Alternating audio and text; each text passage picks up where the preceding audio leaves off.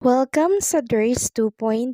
Fresh at nagbabagang happenings ba ang hanap mo? Mga padabarkads man yan o mga trending topics? Pwes, sagutin natin yan. Kaya naman isubscribe nyo na ang ating channel para sa mga nagbabagang balita everyday. Welcome back again sa ating YouTube channel mga kadabarkads, and for today's video, ang pag-uusapan natin ay tungkol sa mga importanteng kaganapan sa loob at sa labas ng Itbulaga.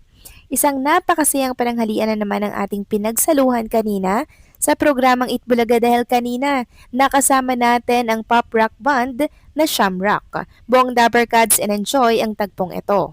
At sa The Age is Right naman, inaabangan po ng marami na kasama natin si Bamba, ang child star na kung saan ay nagbabalik muli sa programang Itbulaga.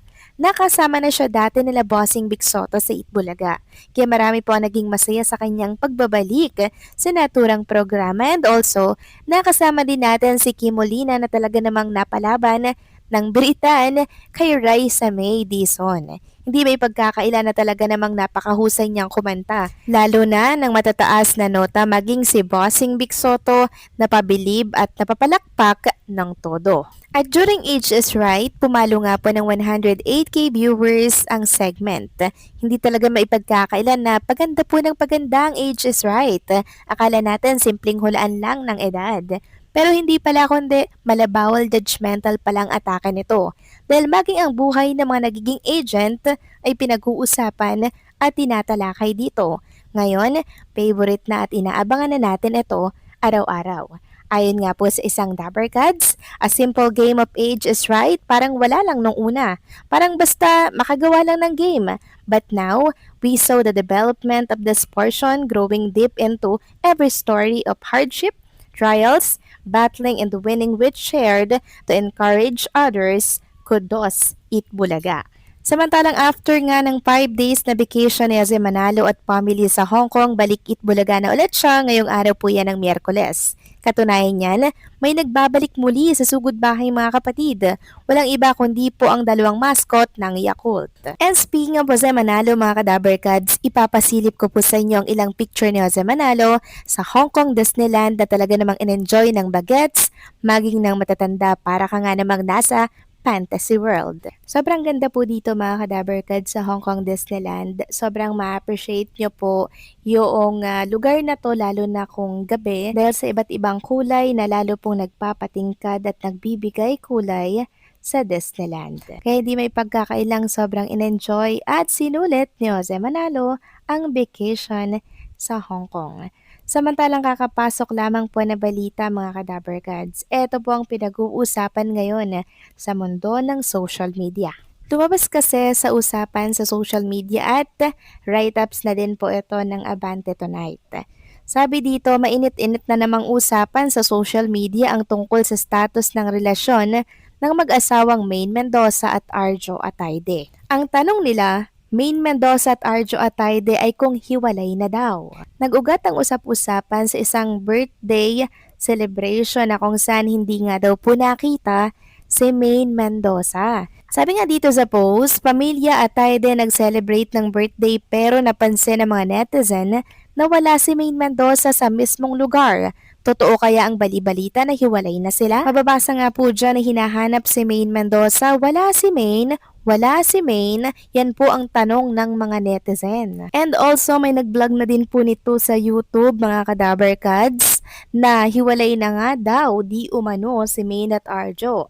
Sabi nga dito, permahan mo na kasi ang annulment para tapos na ang panggagamit mo kay Maine. Pinost po ito sa Facebook kanina, sabi nga dito ng isang Maine account, ayan ba ang nagsasabi ng totoo about sa annulment na Arjo at Maine? Halatang edited ang itsura ni girl, edited ang sulat at halatang edited at fake talaga. So sa totoo lang mga kadabarkads, hindi naman po talaga hiwalay si Maine at si Arjo Atayde. Katunayan po niyan, nung birthday celebration ni Maine Mendoza, sinurprise pa nga po ni Arjo Atayde si Maine. Marahil nagkataon lang na busy si Maine Mendoza kaya hindi po siya nakapunta sa birthday party ng pamilya Atayde.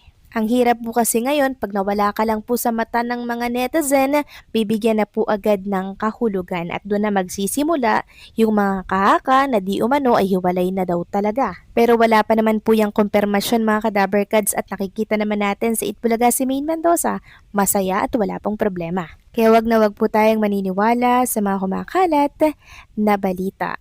Samantalang next topic naman, pag-usapan naman natin ang tungkol dito sa paalala po or babala ng Judy Ann Santos Agoncillo fans na kung saan ay meron pong 10K reaction. So ito po ay may kaugnayan sa krisis na nangyayari po sa bansa natin ngayon. Sabi po dito, mag-stock kayo ng pagkain sa mga may bata, mag-stock kayo ng maraming tubig at solar power station. Hindi natin alam kung anong mga mangyayari sa mga susunod na buwan.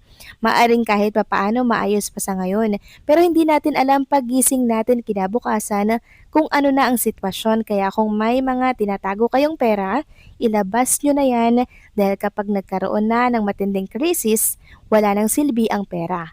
Pinakamahalaga, taimtim na panalangin. So eto po yung mga sinasabi ko sa inyo mga Kadaberkads na dapat maghanda po tayo. Dahil alam naman natin na isa po ang gas sa mga nagpapatakbo at nagpapagalaw dito po sa ating bansa. Kaya maging mapagmatyag at makiramdam po tayo sa nangyayari sa ating mga kapaligiran. Dahil darating po ang araw mga kadaberkads na mawawala na po ng silbi ang pera. Mga maswerte talaga yung nasa probinsya, pwede po silang magtanim doon ng mga kamuting kahoy, saging para makain. E paano po yung mga nasa Manila, mga kadaberkads na nakadepende po 'di ba, sa mga binibiling pagkain.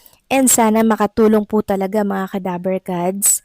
Ito pong 20 billion emergency fund to the Department of Energy or DOE to secure the country's fuel supply and shield Filipinos from the impact of the global oil crisis. Yan po ang inanunsyo ngayong araw mga Kadaberkads, kaya sana po makatulong talaga itong 20 million na emergency fund para hindi po tayo mawalan ng sapat na supply ng kuryente. Kaya sana po ipagdasal natin ang krisis na nararanasan po nating lahat ngayon.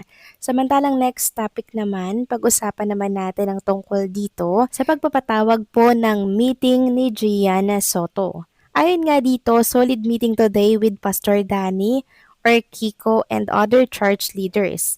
Usapan namin paano palalakasin ang pamilya sa Quezon City from values formation to abusive prevention hanggang premarital counseling.